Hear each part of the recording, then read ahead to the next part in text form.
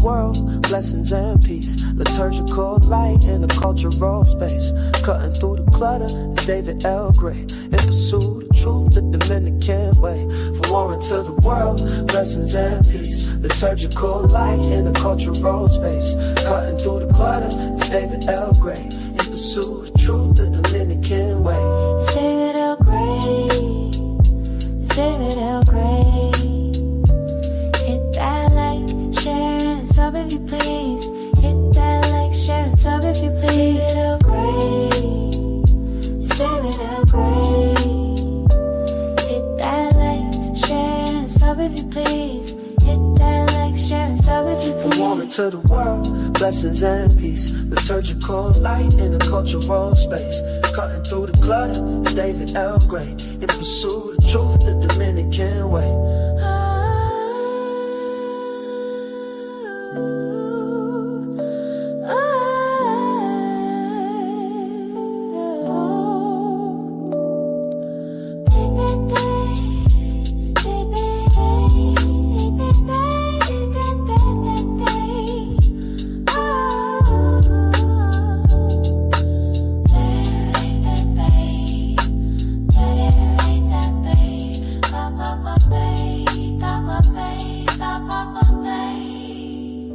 It's David L. Gray.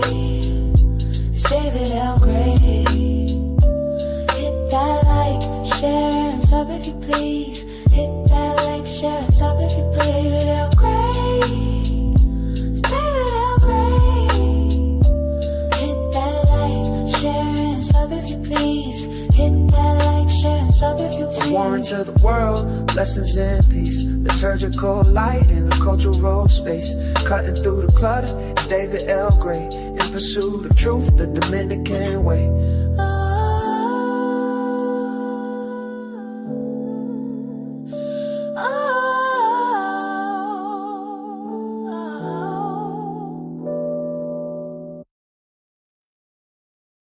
Our hounds of heaven. Welcome back in. It's David O'Gray. I know you guys missed that old intro. Our hounds of heaven. Welcome in. Hey, I got a fire show for you today. Just fire. This is gonna be a great show. First thing we're gonna do, we're gonna talk about this Protestant pastor named Brett Meador over in Portland, Oregon. Just busted, flat busted, just hating on the Catholic Church, misrepresenting what we believe, just lying, hating. So we're going to talk about that. That's going to be crazy. I got to show you guys this video. You're going to like, what? Why is this guy just hating for no reason? Then we're going to hop over to Catholic Answers, where Cy and Joe, they had a woman call in, talk about how this man is trying to divorce his wife because she's becoming Catholic. And you know me, I always have a better answer than Catholic Answers. I need to start just a whole podcast called Better Catholic Answers. I never really liked their answers, right? So we're going to get into what they really should have said to this woman. And then we're going to wrap the show up. Something that's really strange is going on with the conservatives and the Republicans. They're defending slavery, which is just really just an odd proposition. I don't know how we got to this point where they're like posing as not a Confederacy, like the party of Lincoln who freed slaves now is defending slavery. This is weird. So we got to get into that. This is the David L. Gray Show. I'll see you right after the intro.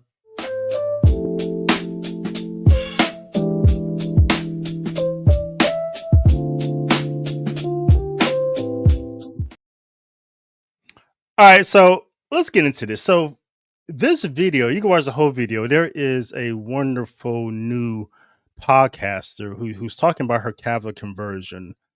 Her channel, I don't know her name. Her name is Nora. So her channel is called Grace in Everyday with Nora. The channel is called Grace in Everyday with Nora. So hop over there, just type that into your YouTube and hop over there. Make sure you subscribe to her channel. Like she has some great content. But I was really tickled by this video. a portion of a sermon that my old church back in Oregon, Athey Creek Christian Fellowship, where he went on a tangent for about 30 minutes bashing Catholics, making fun of their traditions, talking about how ridiculous and borderline disgusting some of their buildings were. This actually was one of the driving factors that made me Catholic. I decided to just go ahead and research everything he was talking about. I'm gonna show you a couple of these clips and you can tell me what you think. Do these seem rude and disrespectful? Would this make you curious with all these bold claims? Maybe you wanna find out, is what he's saying true? Well, we'll find out. So this is kind of cool, So first he starts off saying, hey, one of the biggest reasons I became Catholic because I was a Protestant and my pastor was talking about the Catholic Church, and I was like, "Oh man, this is crazy. I should look this stuff up." And then she looks it up and realizes that he's lying, and it leads to her conversion. It kind of reminds me about sometimes women are like complaining about their man all the time. All right, a lot of her girlfriends are like, "Oh man, he's horrible. That's bad." But then you always have that one girlfriend who like becomes curious about if he's really so bad, then why are you staying with him? And next thing you know, she's sleeping with your guy, right? That friend, right? There's always one person, when you're hating on somebody, that becomes curious. That's Nora. I don't know whether I love it for architecture, and it's a 1,600-year-old building. Like there's not very many buildings you walk into that are this beautiful, that are almost 2,000 years old. That's amazing. But really, I don't know whether to be impressed or grossed out. What do you mean? Well, when you go to the Church of the Holy Sepulchre, millions of people come and visit it every year. We brought Athey Creekers there. We're walking through the marketplace there in Jerusalem, but we finally get to the opening of the church. And when you get inside, there's people worshiping the building, wiping the stones with their hair and their relics and their prayer beads, and they're wanting to get some of the DNA of Jesus. See this stone right here? This stone that these people are rubbing their prayer beads and their little implements and stuff on. They claim this is where Jesus' body was laid and wrapped him up in his grave clothes. So in the Catholic tradition or the Greek Orthodox tradition, these are the things that happen here. Now, is this the place where it happened? Probably not. Who was the one who claimed this area to be the place where Jesus died and was buried and laid on this stone? Constantine's mother, who said, I'm kind of feeling like this is where Jesus died and rose from the grave. And so they called it this place, and then they built a 300-something AD. They built a huge church over it and said, this is the place. Those people are rubbing this and worshiping. I see people kissing this stone. But Brett, Jesus lay there. We don't even know that. And even if he did, could it be possible that it becomes really wrong, really, really wrong to get more into the rock itself than actually the rock, Jesus Christ? And it gets really ugly. In fact, it gets worse from that. Once you go from there in the Church of the Holy Sepulchre, chrome everywhere. Okay, silver, gold. It's just God. You see the lady crawling on her knees underneath there to see where Jesus was buried, and people are lighting candles and all this stuff. As it turns out, it's hard to find Jesus there. There's saints. There's saints everywhere, statues. There's, of course, Peter, who is the head of the church. And there is one Jesus you can find, and it's right here. I just put a picture in there. That's the Jesus, and he's honoring the Pope down at his feet. But this is the statue of Peter, and they've kissed his feet so many times, they've kissed his toes clean off. If you look closely, there's no more toes. They've kissed them off with their lips. Do you realize how many... Look, this guy, he's kind of funny. I mean, he's just straight hating. I mean, this is like a sermon in his church, and he just hated. He went over to the Holy Land, Church of Holy Sepulchre, and he came back with pictures for a show and tell. He's doing a book report, and he's just hating. One thing I can't stand a hater. David L. Gray cannot stand a hate. I can't stand people who just hate for no reason. You know what a hater is? A hater is someone who wants what you have but can't and talks about it. A hater is someone who wants what you have but can't. And so all everything they can do is just be envious and just talk about it, just be jealous and talk about it. And that's what he's doing. You know what haters are? Haters are like, hater, like, a lot of guys have been through this one. A hater is like a girl who breaks up with you for whatever reason, or you break up with her, and then the next thing you know, she says, your equipment was small anyway. You had some small equipment, and you're like, why is this my first time hearing about this? I had no idea that you thought this about me. In fact, I couldn't tell for 6 months. But now, oh, it's small. This is just pure hate. Haters are going to hate. And this pastor, Brett Meador, it's just he drinks. You can tell he's one of those people who just drinks haterade for breakfast. Just wakes up with hate because he can't have what he wants. He wants to be a Catholic. He just can't have it. I remember this. We got another story. This is really one of my favorite haters. This guy reminds me really of all Protestants and all the Protestant hate that we hear. And I'll play some more from this Pastor Brett. But when I was in college, long before I was a Christian, so don't judge me. There was, I had a girlfriend named Melissa. Okay, Melissa wasn't really my girlfriend because I had a girlfriend. All right, so it was one of those situations. And so I like Melissa. But there was this guy who really, really liked her. He really liked her. I think his name was Cedric.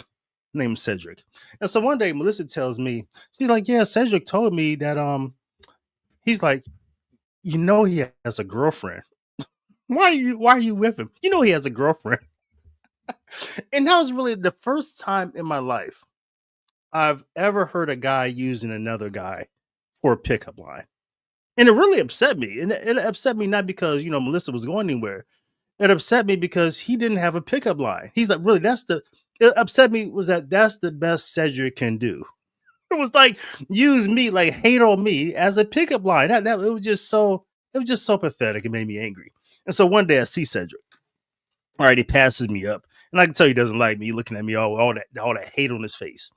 And he comes up to me and says, I wasn't even face to face, kind of like he's talking to me as he's walking by, and he says, hey man, you can't have everybody.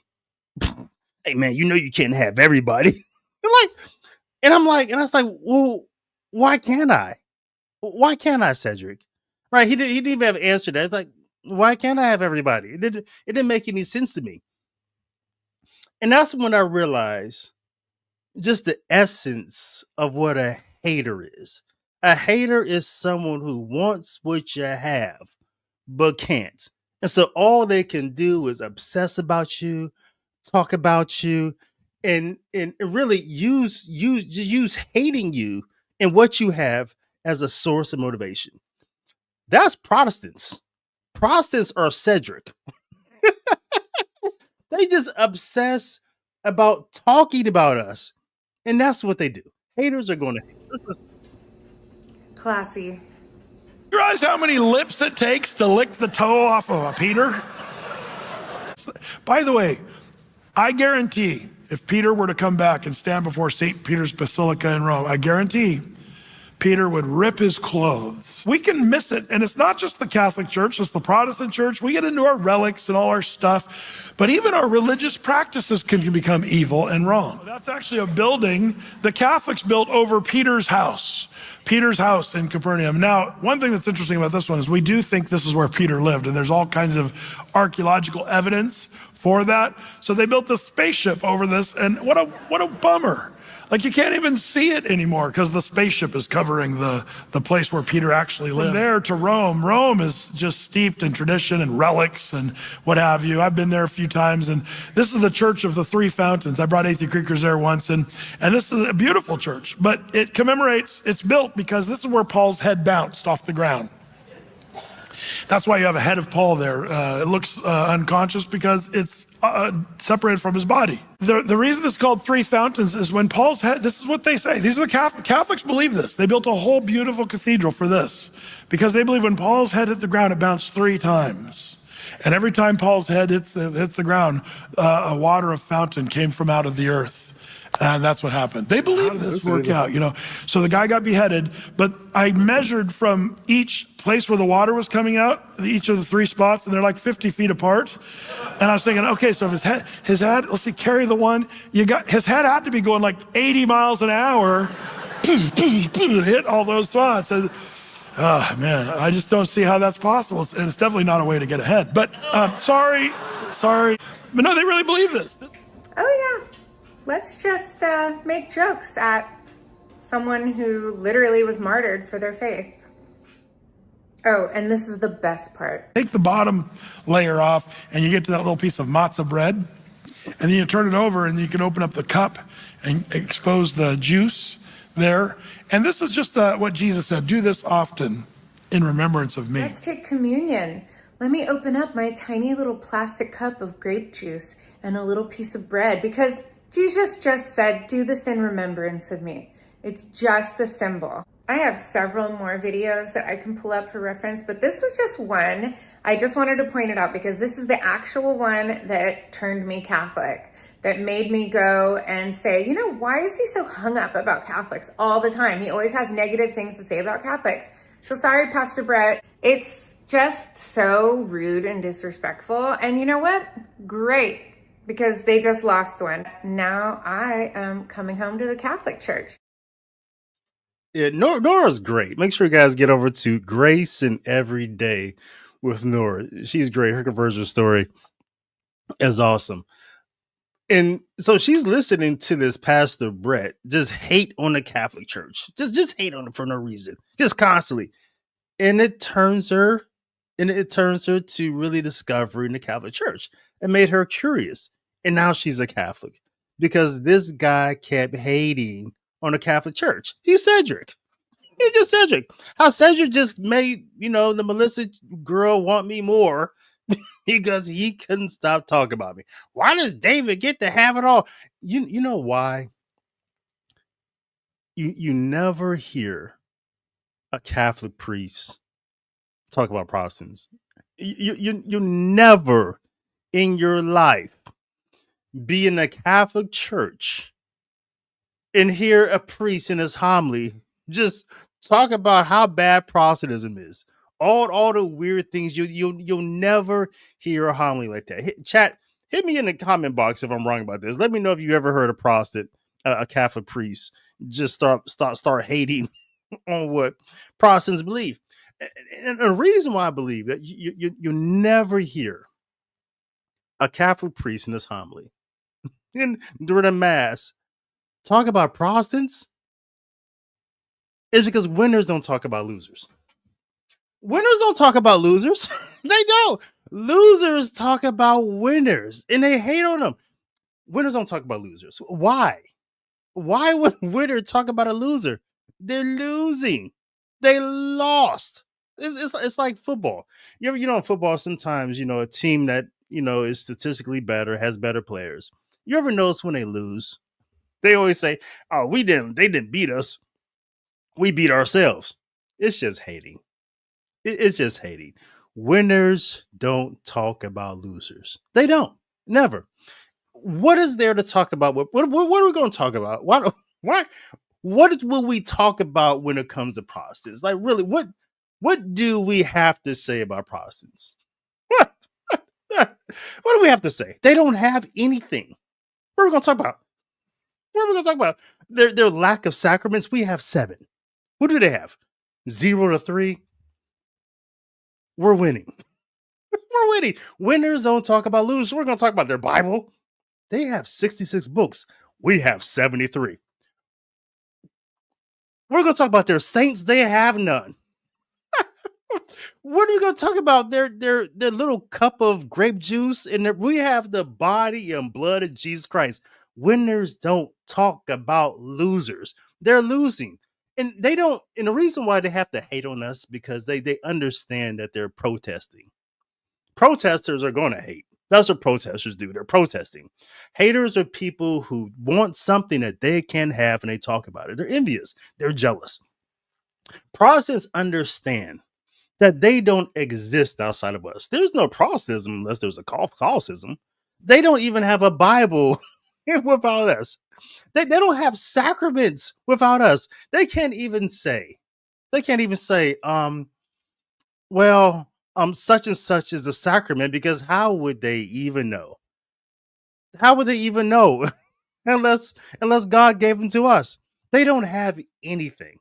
They don't have anything for us to hate. We're going to hate on their ugly churches, their female pastors. What are we going to hate on? Their guitars? They have nothing. Winners don't talk about losers. They don't. I mean, look at Protestants. Look at Protestants. It's not even really a real religion. It's like an anti-religion. It is. It's an anti-religion. It's a protest. It's Black Lives Matter. Let's be honest about this. They're just marching down the street protesting. They're angry. They're yelling. They have chants, guitars, whatever. If you think about the things that they do believe, it's really just the opposite of what we believe. They're not even original about it. Right? They look at our sacrament of baptism and they just say, "Oh no, it's not that. It doesn't do that." Right? They look at communion. No, we believe it's the body and blood of Jesus Christ. Oh no, it's not that. It's not that. Holy orders, we are holy orders. We are our priests, our bishops. Apostolic succession goes all the way back to the time of the apostles. Oh no, it's not that. You can start a church if you want to. You can just go around. You can go to the grocery store and just open up your own church. You don't need to be connected to the churches of the Bible or the apostles or anything. It's not that. Oh yeah, as Catholics, we believe in the sacrament of penance and reconciliation. That in John chapter 20, it says Jesus gave his apostles the authority to forgive sins or retain sins. This is it's a fulfillment of what the old covenant priests used to do. It's a thing, right? Oh no, it's not that. You can just tell your coworker everything that you did wrong. You can make a YouTube video like Voice of Reason, and that's confession. You just need to just speak to God. It's not that. Oh, well, our Bible, has 73 books. We canonize the Bible so that we can have a book for of apostolic writings, and so that we can have consistent readings for the Mass. We did that about 381 AD, like basically 3 centuries before. We were just existing before that without a Bible. But yeah, that's the canon of Scripture, 73 books. Oh no, it's not that. It's not that. The Bible is a history book, and it's all you need to know. It's the opposite religion. Everything we believe, they believe. That's what a hater does. That's what a hater does. You know what a version of hating is? A version of hating is you have something and somebody tries to copy it because they just can't have what you have. That's the best that a hater can do. Try to try to copy you, right? And then they'll try to change definitions and terms to make it seem like what they have is what you have, right? Like justification and sanctification. Like Catholics here, we believe that sanctification is a process that you work out during your life. God is making you holy because you're becoming like God. You're eating God and becoming like God. It's a process. It's a thing. It's God is working in you. The Holy Spirit is making you holy, making you to the model that. Oh no, it's not that. It's not that. Once saved, always saved. They're not original. They're Cedric. That's all. They're not. It's not a serious thing being a Protestant. And as you can see here with Pastor Brett, he's not a serious guy. He's a hater. All types of haterade. Let's get to the next story. I'm done with. I'm done with Pastor Brett and his hate. Just drinking haterade all day long. But let's get to the next story. Let's get to let's bring up the story with over at Catholic Answers. Let's talk about Catholic Answers and what they were doing over there. They had a really bad Catholic answer that I didn't like. Let's get in that. Give me a moment. Get that ready for you.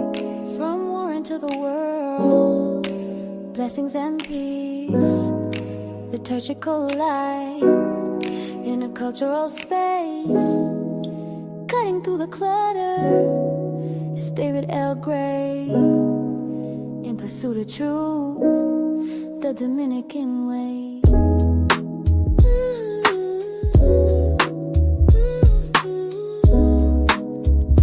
It's David L. Gray. It's David L. Gray. It's David L. Gray.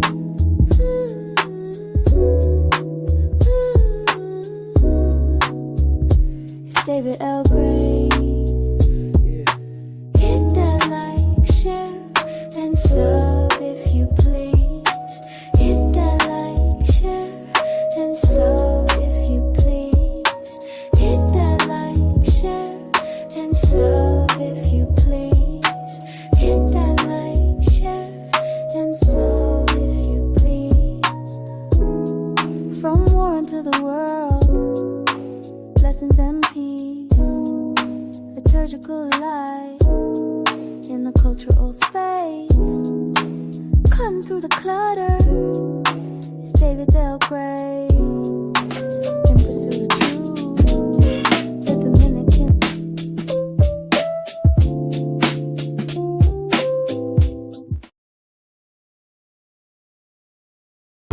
Hey, I'm David O'Gray. If you are enjoying this,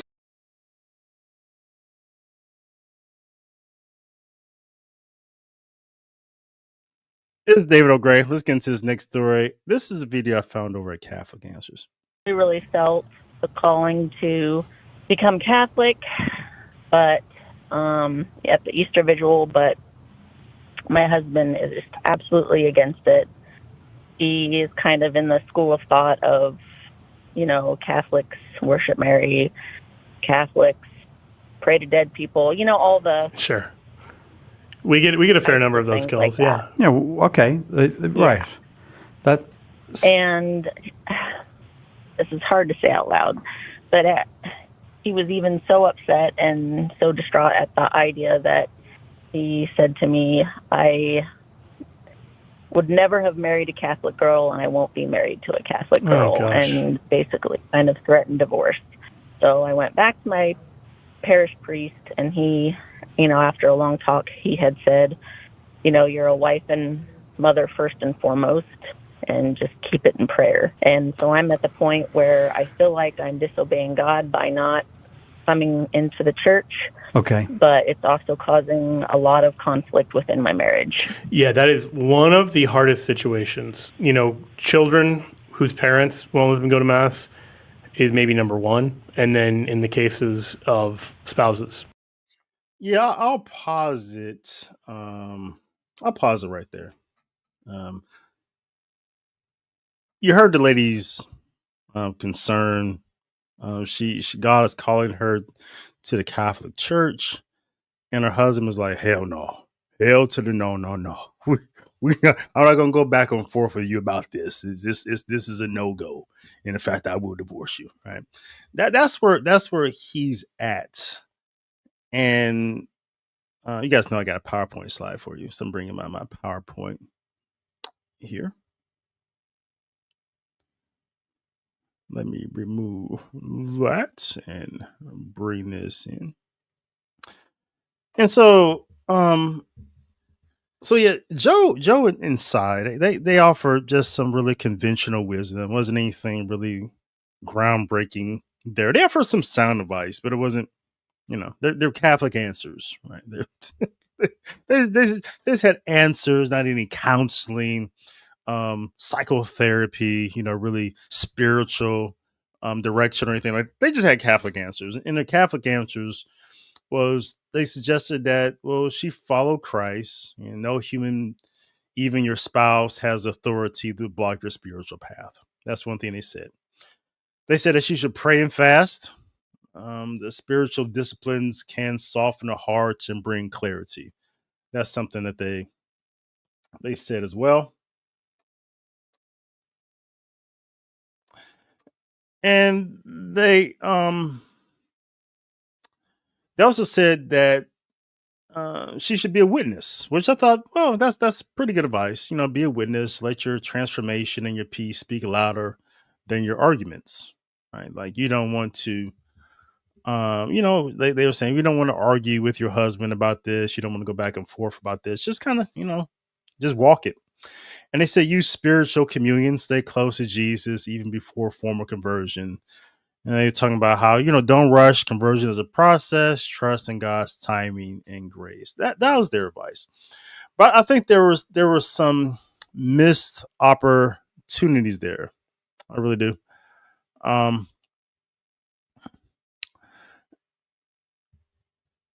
this is something I think I really noticed in my last semester, the program that I'm taking at the Catholic University of America, my doctoral program in liturgical catechesis. The program that I really liked about the program that I'm in at Catholic University of America is that, they have courses that really try to, okay, you're going to earn a doctorate, maybe. But in the process, you're going to learn how to really apply theology to real life situations. And it's more like a practical a more practical doctorate. It's not just a PhD and it's academic. It's teaching, they try to really teach you how to use what they're trying to give you. And so one of the courses I took was called pastoral caring. Has some more words to it. But it's talking about, there's, you really have to get into situations and really hear what's being said. And you have to ask questions and you have to ask open-ended questions and just trying to really accompany people and lead and guide them, right? So you can really offer true pastoral care. Catholic Answers wasn't really, I guess that's not really the platform that they're trying to have, but there were a lot of, if they did open this conversation up and really get in there with her, I think they would have really, they wouldn't have missed so many opportunities to really help this lady here and it's not that Cy and Joe are not married. I believe they are, but I think one thing, I don't know for sure, but I think their wives were already Catholic. Those of us who have been in situations like this, who did marry someone who was not a Catholic, can understand how delicate this situation really is. And there's some dynamic, those of us who have been married for a long time, and those of us who have been in previous marriages that didn't work out can understand that there's some real issues in this marriage. So, again, these are missed opportunities because they weren't really trying to be pastoral here. They're trying to just give answers. So one missed opportunity is that the husband's reaction. Right, there's a lot of things that we could go in there because the husband was threatening divorce over religious conversion. Like you're telling me, and I've been through this with my wife in my civil marriage before I became Catholic.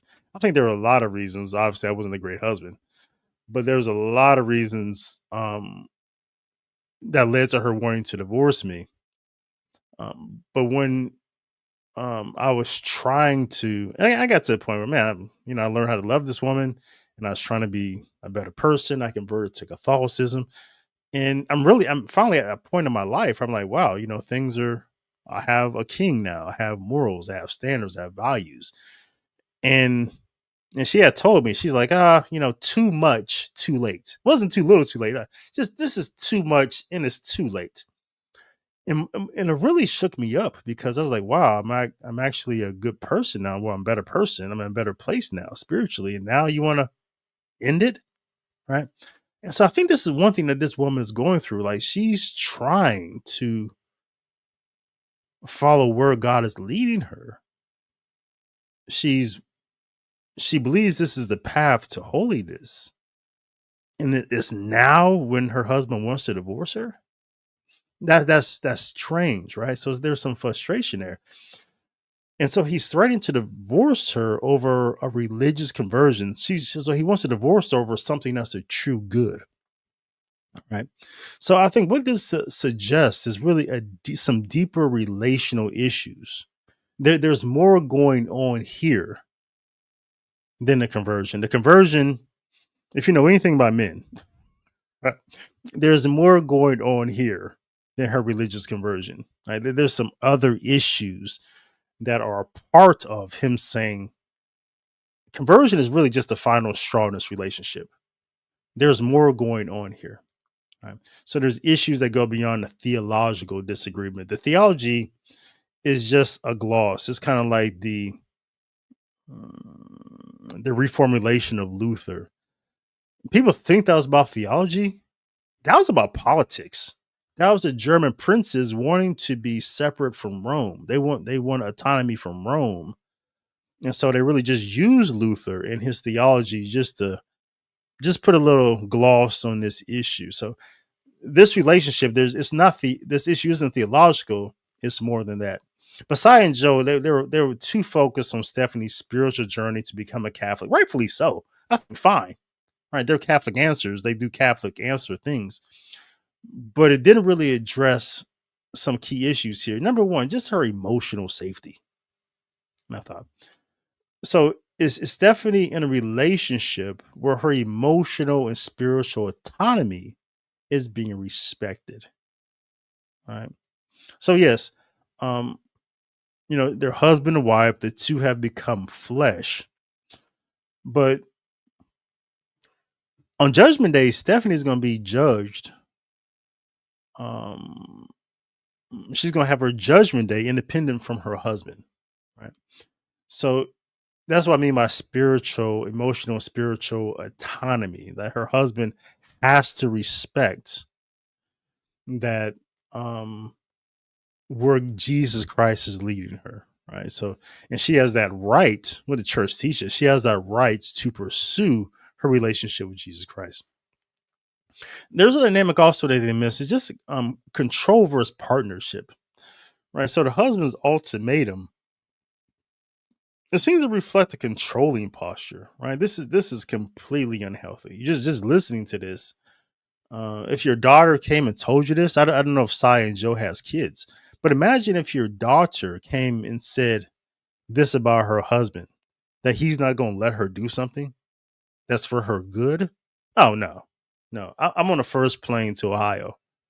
Me and him we're going to have a conversation about this, man to man. This is crazy.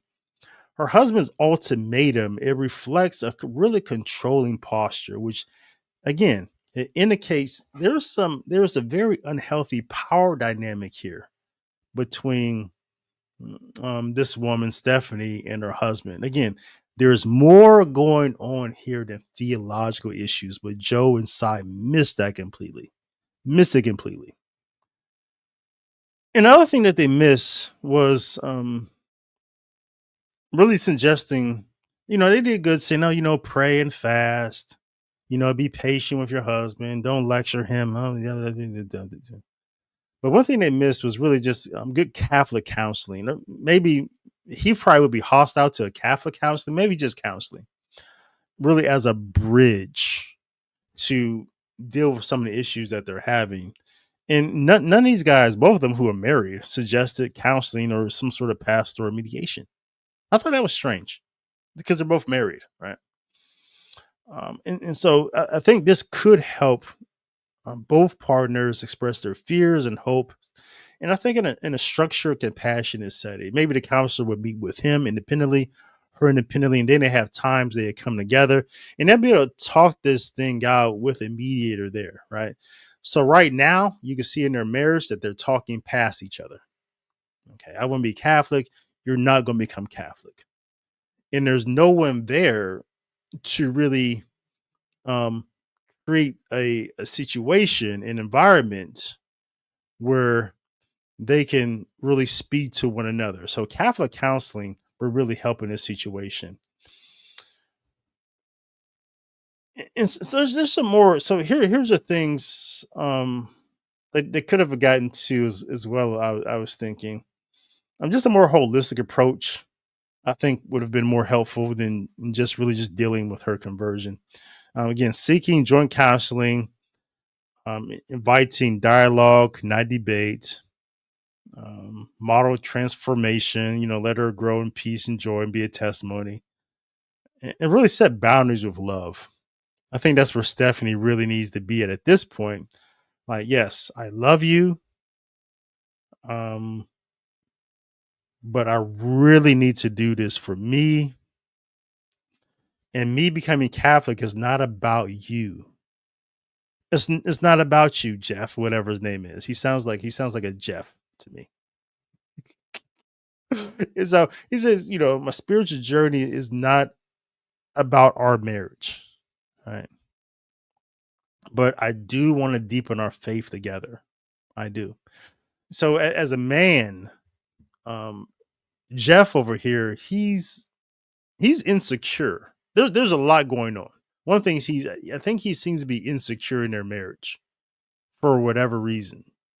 And he thinks inserting this Catholic thing is going to be definitely harmful. So one thing Stephanie can do for an insecure husband, that, what a woman can always do for an insecure husband, and what a man can do for an insecure wife, is, just draw some lines like, hey, I really do love you. And what I got going on over here, that's not about you. That's about me. I would like you to be part of this. You don't have to. It's not going to change anything about our relationship. But it is definitely what I need to do. And I would like you to give me some time and some space to do that. So I think that was a much better Catholic answer than what I think she received from Joe inside.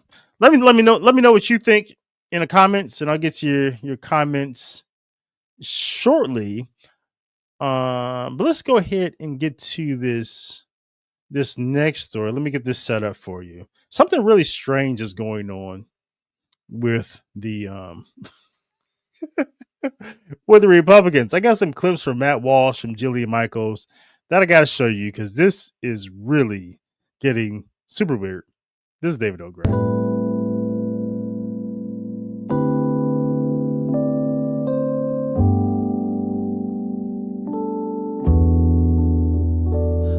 To the world, blessings and peace, liturgical light in a cultural space, cutting through the clutter is David L. Gray, in pursuit of truth the Dominican way. From Warren to the world, blessings and peace, liturgical light in a cultural space, cutting through the clutter is David L. Gray, in pursuit of truth the Dominican way.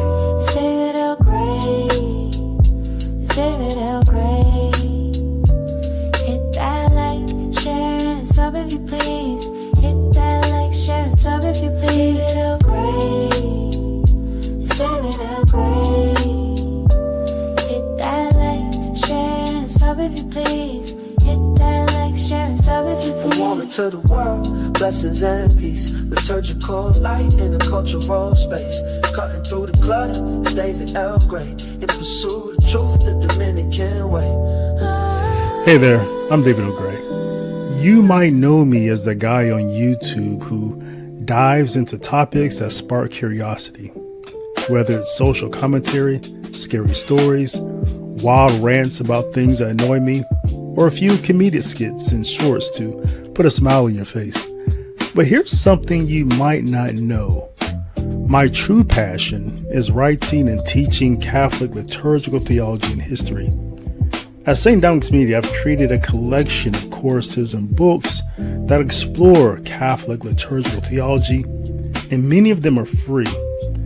So if you're interested in that side of me, visit stdominicsmedia.com and check out what I've been working on. Again, that's stdominicsmedia.com. And remember, Jesus loves you and is there for you. Hey, it is David O'Gray. Hope you are enjoying the show.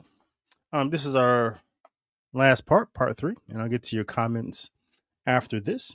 So yeah, something is going on. Something weird is going on in the Republican Party right now, in the Conservative Party. So President Trump comes out, and he's reviewing the Smithsonian museums over there in DC, and he's like, "Hey, we're focusing too much on slavery."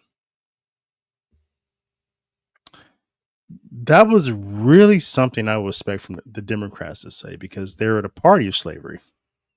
Republicans are the party of Lincoln. for so long, as long as I had been a conservative and a Republican, it had always been our talking point that the Democrats are responsible for slavery. They're the party of slavery. We're the party of Lincoln. They fought a war over slavery. They started the KKK, the Jim Crow laws, the party of the South, everything, the Dixiecrats, everything, right? We laid it at their feet. They're the true racists. They're the true haters of black people. Look at everything they've done. That had always been the Republican talking point as long as I had been in the party. Yet now Republicans and conservatives are defending slavery. This I just don't understand. We got to talk about this. The first clip here is from Jillian Michaels on CNN. Watching slavery. So he's not? He's not. No, okay. He's not. And you cannot tie imperialism and racism and slavery to just one race, which is pretty much what every single exhibit does. But let's talk about the fact that when you look at slavery, let's talk about the fact. I mean, slavery in America was. Do you realize that only less than 2% of white Americans owned slaves? But it was a system. So listen to Jillian Michaels here go through this litany of like trying to like minimize slavery or try to normalize it and say it wasn't really that bad. Why is a Republican now defending a Democratic Party institution? And look at the Democrats on the stage. They're at a complete loss. They don't know what's going on. They're thinking like why is she taking our stuff? Like why are Republicans taking ownership of slavery now? I'm as confused as them. Do you realize that slavery is thousands of years old? White people were do you know slave who owners. was the first race to try to end slavery? Wait a second. Look, and the guy and the dude here, he's like incredulously laughing like what is she talking about? Why is she defending slavery?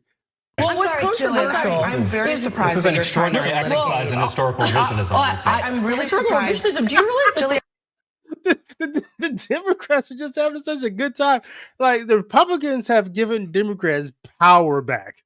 The Democrats for so long have tried to distance themselves from slavery. They've told so many lies like, oh, there was a party switch. The party switched at some point in time. It was actually the Republicans. They played so many. They try to gaslight us, play so many mind games, and try to get out of slavery, destroy monuments of Black Lives Matter. They've done so many things not to take ownership of slavery that their party fought a war for. Yet now these conservatives and Republicans are letting them off the hook.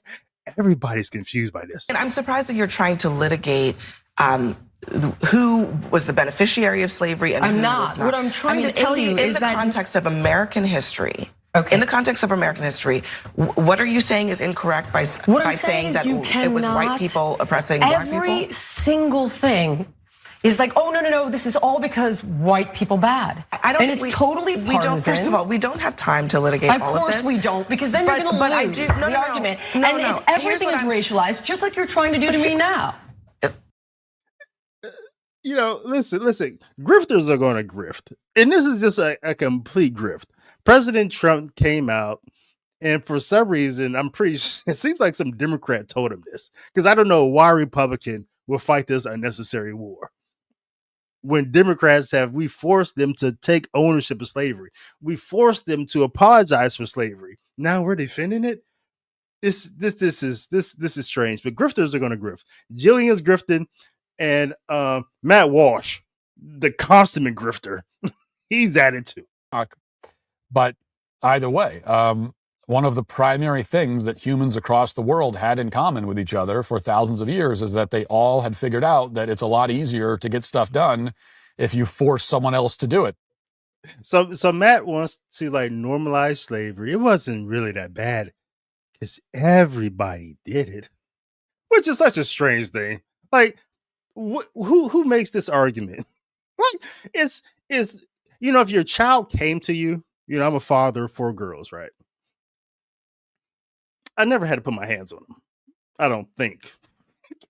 But if your child came to you and they did something horrendous and they said, well, the reason why I did it was because everybody did it. Everybody's been doing it for years. That's why I did it. You would, I don't know what your parenting style is, but there would have been a consequence for that stupidity. Like, you did what because of who? And a lot of parents say, oh, well, Johnny jumped off a bridge. Are you going to go jump off a bridge too? I think a lot of us have heard that. It's everybody, what, rape? Rape is normal? Because we've been raping women for so long. It's not that bad. Pedophilia. The whole sex abuse crisis in the Catholic Church. And I used to get upset when Catholics used to say this. Like, oh, it was just only 1% of priests. Shut the hell up. What are you talking about? It's just 1% of priests. Dude, it could have been one priest. It was bad. Why do we minimize evil? Because everybody did it. But that's Matt's argument. And he's being serious. He has a straight face making it. So it's like you have these two cultures and they're trying to communicate, trying to relate, not understanding each other. And then they see each other's slaves and they go, oh, you have those too? Oh, that's so neat. We're twins, slave twins. That's actually a direct quote, by the way. That's from one of Vasco da Gama's expeditions, I believe. Anyway, so this was universal, okay? And yet, universal, now there were there were a lot of differences in how these institutions were how they operated, and there were a lot of differences in how long these various different cultures had slavery. But the universal is that everybody throughout the world for a long period of time had slavery, and it was and they got the slaves different ways. Maybe they had the slaves, but slavery is okay. You have to work, you have to perform some sort of labor for you, and we're not going to pay you, and you don't have a choice. Like, that's slavery, and it was every. So, and here's the other clip. Slavery, chattel slavery in the United States was so much more brutal than what they did in other parts. And so here's Matt. Now he's downplaying the uniqueness of American slavery. Oh, it wasn't that bad. These are Republicans and conservatives defending a Democratic Party's institution that they fought a war over, because now they're racializing slavery. All right, they feel some kind of way. I don't know. This isn't new. About, I guess, black liberals trying to make white folks feel bad about slavery. But again, in the past, when I was active in politics, we just flip it around. Say, you can't make all white people feel bad about slavery because it was only one political party. Slavery didn't used to be a racial conversation. It was a political it's a political conversation. Now we just lost all sight of the central argument. You have no clue what you're talking about. First of all, it's like as if chattel, there's something distinct. Oh, well, this was chattel as opposed to what? What do you think they were doing? What do you think the Arabic slave traders were doing? What do you think they were doing? But you think that was a nice and gentle? You think when they captured slaves and like dragged them across the Saharan desert, it was nice and friendly? No, the Arabic slavers were, again, if you have even the smallest bit of knowledge about this, you know that slavery in Africa, slavery in Arabic countries was often much more brutal, much more. I'm confused. I'm like so confused right now. I don't even know what's going on. Like, I barely can't even respond to this. I can't, but I have a PowerPoint slide for you. I do. Let me bring up my PowerPoint for you guys, because this I really don't understand why Republicans and conservatives will like go there with this. Let me bring this on the stage.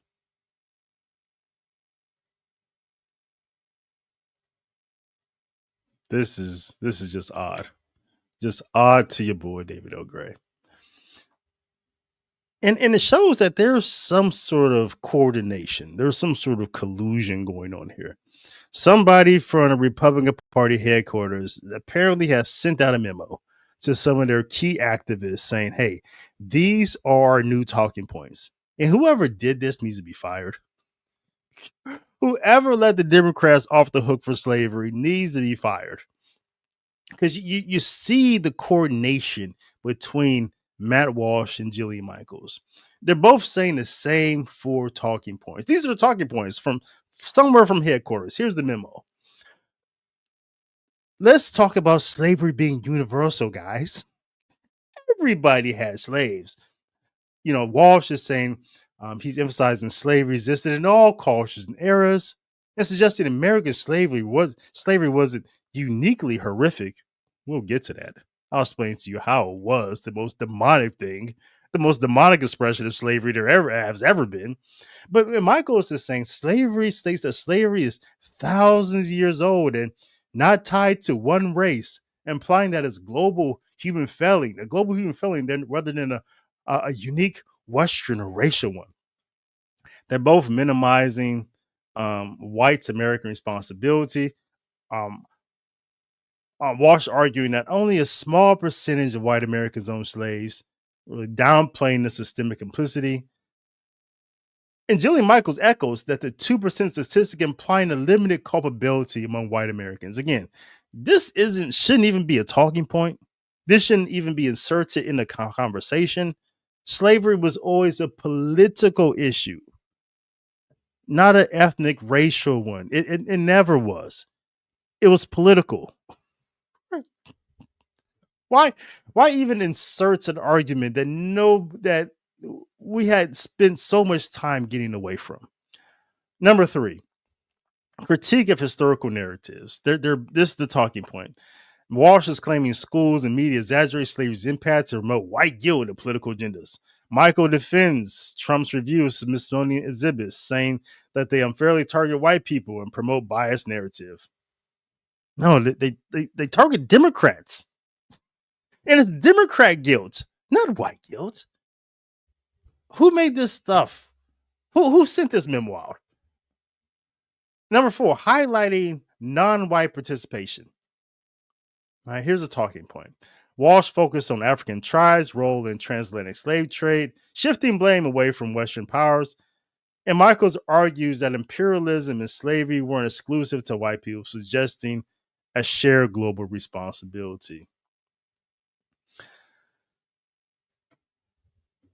What I found very interesting was just the pivot here. There was an amazing pivot, and I'll get to that in a second. But let me set it up this way. Just a few years ago, not that long ago, 2016, 17, 18.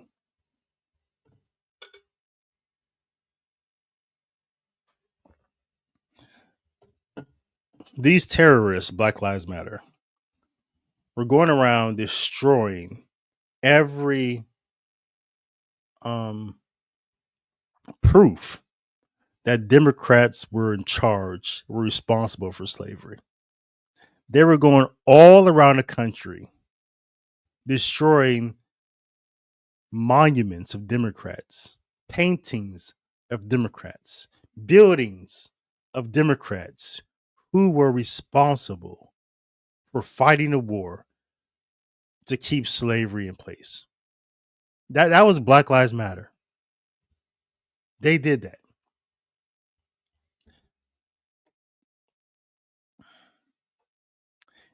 And during the height of the Black Lives Matter communist movement, many conservatives argue that removing Confederate statues or renaming institutions was an attempt to erase history, particularly the Democratic Party role in defending slavery and segregation.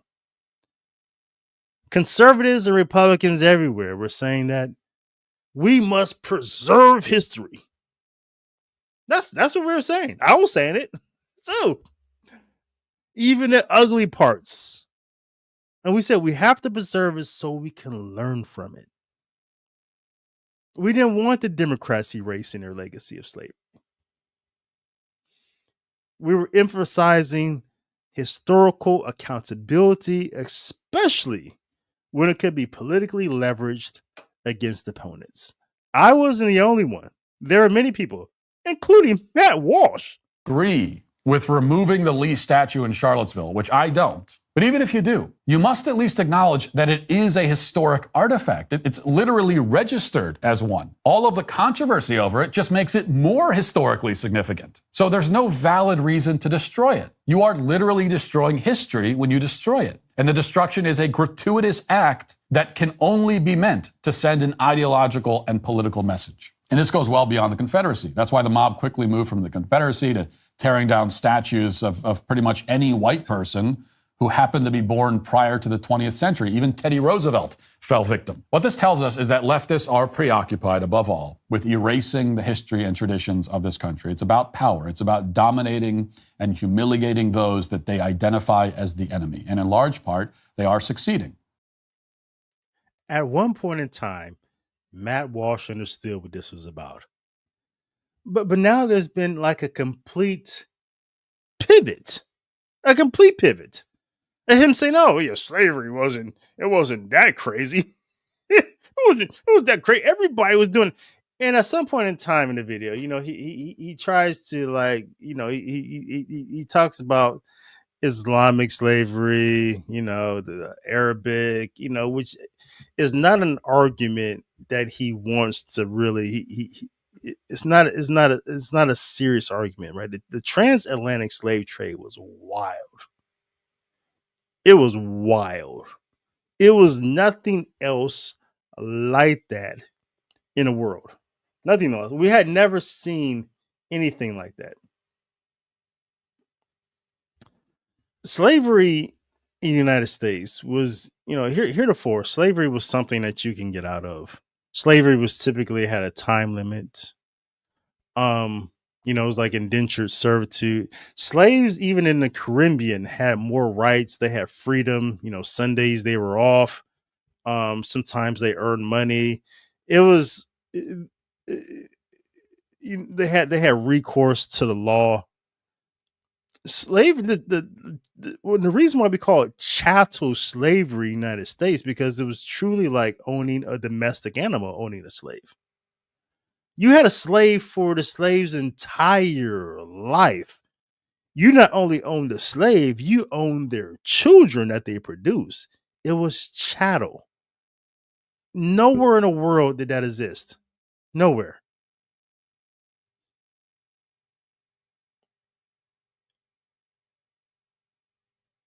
In the United States, with chattel slavery, slaves had no recourse to the law.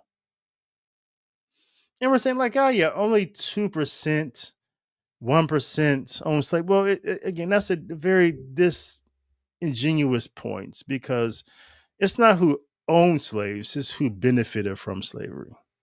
Who benefited, who didn't benefit. That's what it's about. And that's like anything. Like, oh, well, there's only 1% of,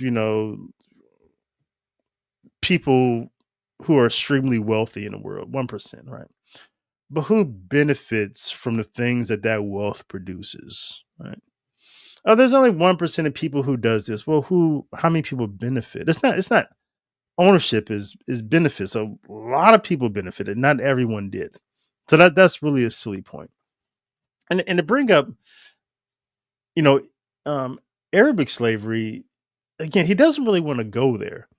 Because Arabic slavery, Muslims who were involved in slavery were actually acting contrary to the Quran.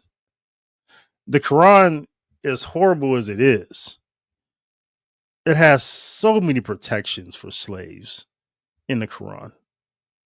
It has like 5 or 6 places where it gives slaves a right to own land. It gives them dignity.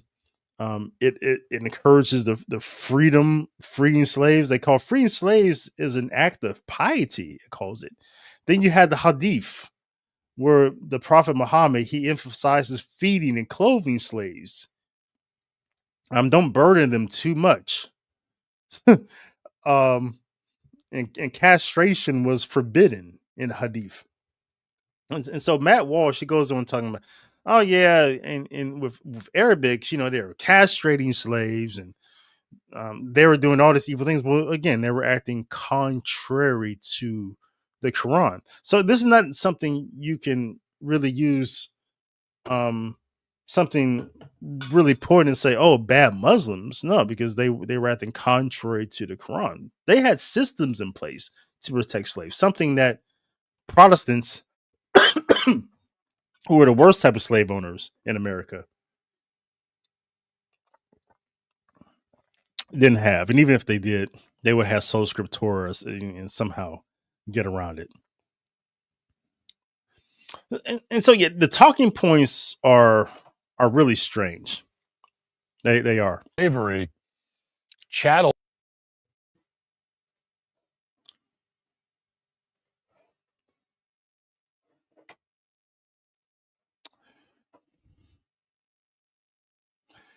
And so now you see, so now they went from saying, "Oh, don't erase history." We're not going to let's not erase the record of slavery. Now they're saying that slavery wasn't that unique. MattWalsh and Jillian Michaels have shifted towards minimizing the distinct brutality of American chattel slavery, often by trying to universalize it. Oh, it happened everywhere. Downplaying white American responsibility. Only 2% owned slaves. They made it racial where it used to be political. Reframing historical narratives as biased or guilt-inducing. Why should a Republican or conservative feel bad about slavery? They should never. If you're into politics is how you identify.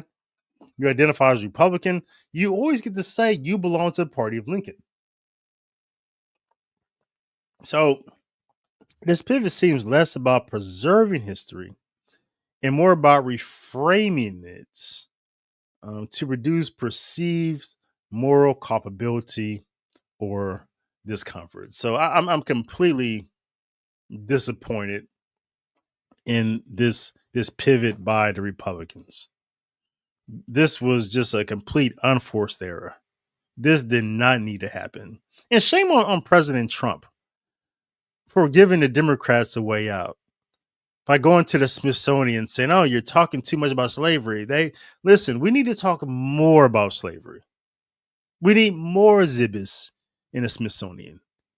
We need to put more things at the foot of the Democratic Party because they're truly evil. Now, I'm not a political type of person anymore. I think it's a uniparty in a lot of ways. I think Republicans are trash as well. But the Democrats are owned by Satan. Let's be honest about that. More and more we go down this line, though, Republicans aren't really, pro-life, pro-marriage. They're complete sellouts. I'm not going to put on the cape for them. All right, they're trash as well. But the Democrats, it's not even close. They're still the party of pedophilia in every evil that the world would be better off without Democrats. So for Trump to go to the Smithsonian to let these dudes off the hook because of slavery, unforced error. Completely disappointed. But let me get to your comments. Let me get you set up for that. This is David Elgray. From war into the world, blessings and peace, liturgical light in a cultural space. Cutting through the clutter, it's David Elgray in pursuit of truth, the Dominican way.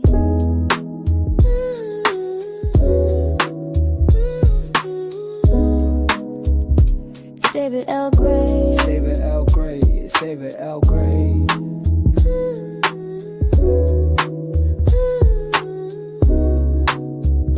It's David Elgray.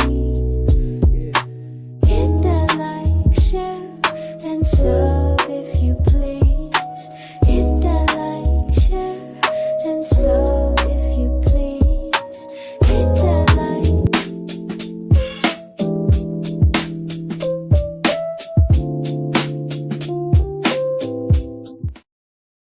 Hey, it's David O'Gray. Let me get to your comments for my fire show. Hope you guys liked it. Let me get to the comments. See some of the things that you're saying tonight.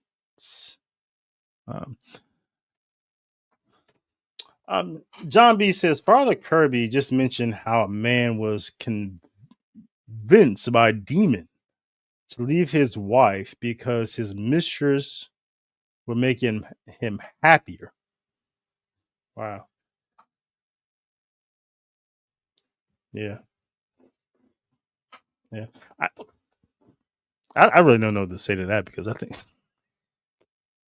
that's an evil that a lot of men and a lot of women are engaged in these days, right? Remember the Coldplay concert? It could be a demon. I'm not saying it isn't, but nowadays it just doesn't have to be a demon. People, we've been convinced in this new society that you just have to pursue your own happiness. Divorce isn't a sin. Adultery is kind of normal. Like MattWalsh says, everybody's doing it. It's been going on forever, right? We're just adultery is just one of those things that's really being normalized. Divorce is just normalized. Everybody's doing it. So yeah, I mean, it may have been a demon. I'm open to that. But nowadays, man, I tell you, it's pretty normal. Hey, Christine, welcome in. I'm John B.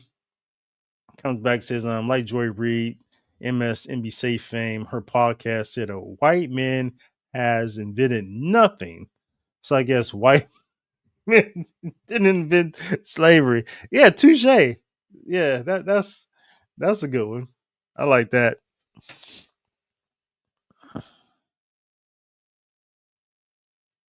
I like that a lot.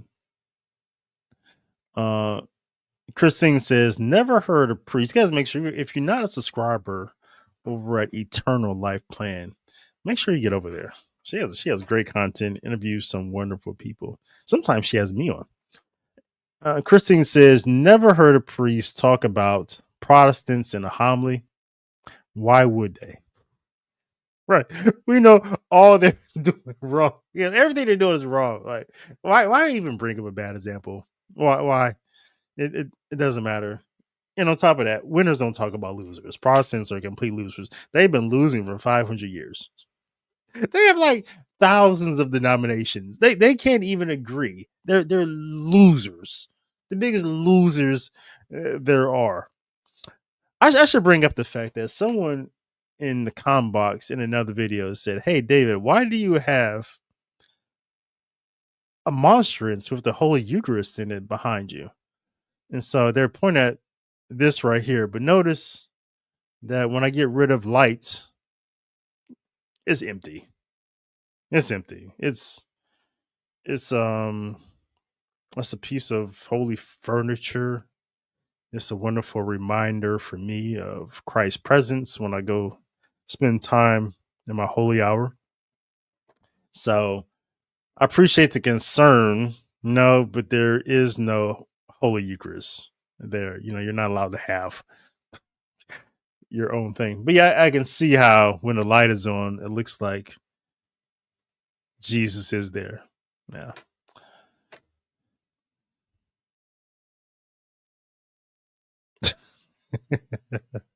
Mary says, hello, hell no. Yeah, winners don't talk about losers. They don't. Never. We don't want to talk about losers, right? It kind of like brings us down. It's depressing. That's another reason why you don't hear priests talk about Protestantism in their homily. Why talk about something that's like so depressing? Like they've every place Protestantism has spread, it's just destroyed the country. Everywhere it's been. And it doesn't even have holy beginnings. Like Luther, he married a nun. He's teaching that Jews should be killed. Anabaptists should be killed. Jews should have their property taken. Why do we want to talk about a guy who Hitler idolized? Henry VIII just wanted to get laid. Started his own church because he wanted to get laid. Wanted a kid with another woman. Why would we talk? There's enough bad stories in the Holy Scripture. We should just stick to those instead of talking about Protestants. All right. Oh, we got a live one in a comment section I see. We had a live one. This person who calls himself Safeguard Your Soul. It looks to be someone who has the dumb spirit. Remember we talked about the other day with Allie Beth Stuckey, how people can have the spirit of dumb, right? And you can tell they have the spirit of dumb because they say things that's just completely illogical. Let's use Safeguard as an example of somebody who has the spirit of dumb working in them.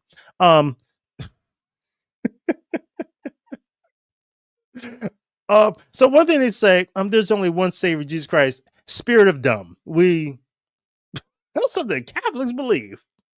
We've always believed. But the spirit of dumb is saying, oh, you Catholics, you worship Mary the Pope. I know that's what they're saying, but no, actually we believe, and the Catechism teaches that there's only one way to pray, and that's to God the Father through Jesus Christ. Spirit of dumb also says, no such thing as a Pope in Christ's kingdom. Really? There's no such thing as the apostles.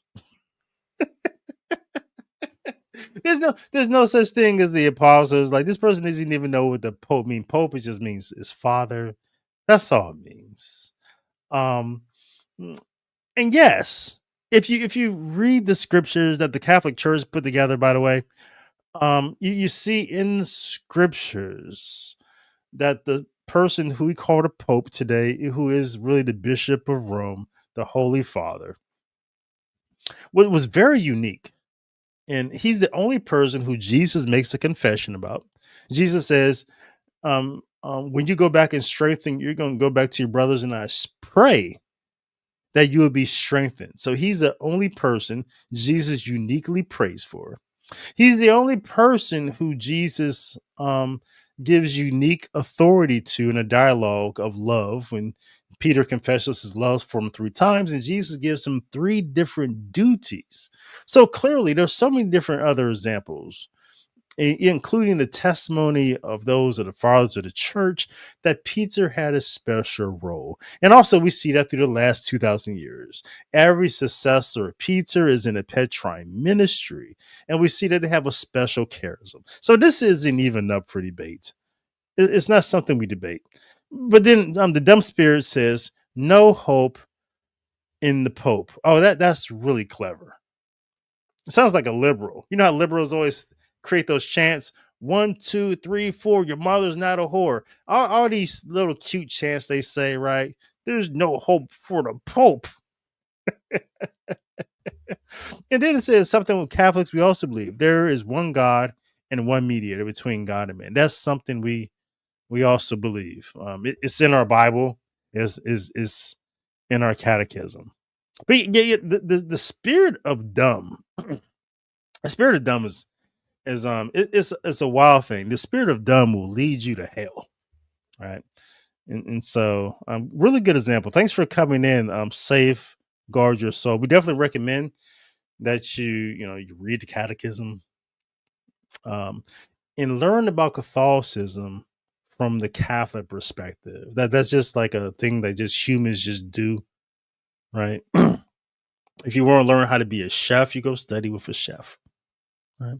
You will learn how to be a physician, where you go study with a physician. You do an internship. You want to be a hairdresser, right? So if you want to learn what the Bible teaches, truly teaches, learn from the church who put the Bible together.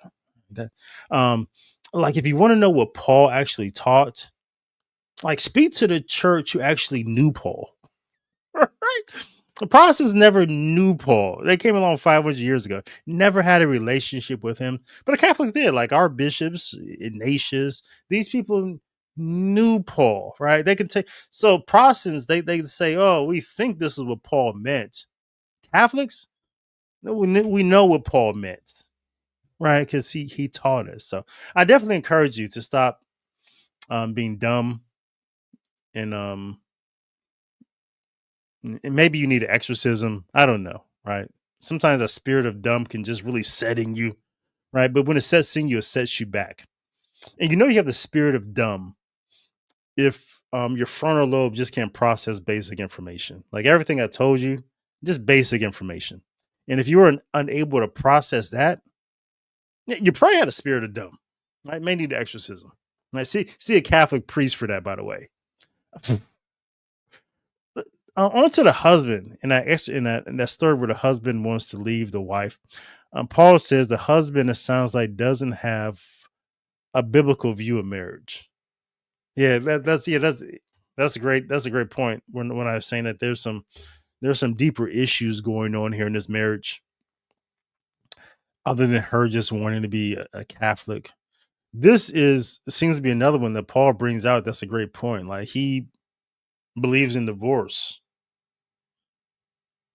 Right? That's kind of like a dead giveaway. And it's one of those concerning things too. There's sometimes, I always say there's two times in life you find out who your friends are, you find out who loves you. Right? When you get sick, I would say when you go through any type of suffering. I used to say either you get sick or you go to prison. That's when you find out who your friends are. But I think anytime that you go through some sort of suffering, right, you find out who truly loves you. And the conversion process is a type of suffering because it's a type of sacrifice, because you're denying yourself and you're surrendering yourself to something greater. So that's a form of suffering because you aren't getting your way in conversion, right? You're just following Jesus and you're going where he goes, and you're denying yourself, and you're also working through the grace of humility, right? And you're putting Jesus above yourself, whereas before you were ahead of God, and you were like just living a life of idolizing yourself. You were your own God. You're just making your own path. And so conversion is suffering, right? So it's one of those times in life that you find out, when you becoming a Catholic, you find out who truly loves you, who's there for you. And what you find out when you're becoming Catholic is that you find out that, yeah, your family, some people in your family did not love you. Could have been your parents. You find out your spouse really didn't love you. You may find out that your children, maybe your friends, it's a lot of people who you may lose along the way. But it's because they didn't truly love you. And so Christine says, great advice. Thank you, Christine. Oh, Grace in Every Day with Nora came in. Thanks for that. Thanks for that video. Yeah, so this is Grace in Every Day with Nora. Guys, make sure you get over there and sub. So she has some really good tongue contest. So it's like, you got jokes. Listen, the content here is called Truth with Humor. So that's all we have is jokes with truth with humor. All right, guys, thanks for coming in for the stream. I really appreciate you. I'm going to cut this one up, dice this one up. And so unless anything like dramatic happens, I'll see you guys next week. But if something does happen, I definitely come in, talk about it. Hope you liked it. Hope you think this show was a masterpiece. This is a masterpiece. Yeah. Hope that you feel that way, right? I hope you don't feel like, David was just rambling at the mouth, like he had too many energy drinks, or that he had too much to drink. Period. Sound like he was like maybe high on something. Cocaine is a hell of a drug.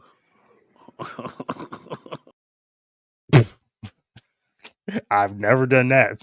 I've done some things in my life. Never illegal drugs. Marijuana is not illegal in Colorado. So, all right. I'll catch you guys in the next one. Peace. And I love you. Forward to the world, lessons and peace. Liturgical light in a cultural space. Cutting through the clutter, stay the L.